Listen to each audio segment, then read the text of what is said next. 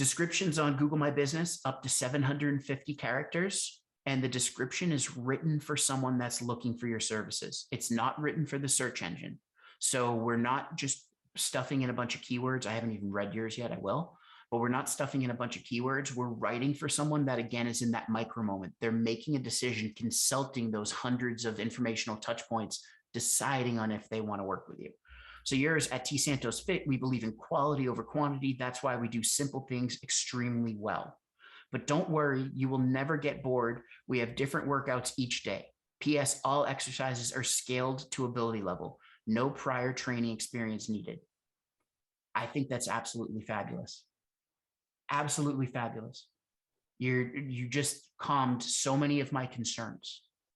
Do I need to, like a lot of people, if they're starting a class, do I need to have like a certain amount of endurance, blah, blah, blah. You took out all those objections right away. Very well written. Really good.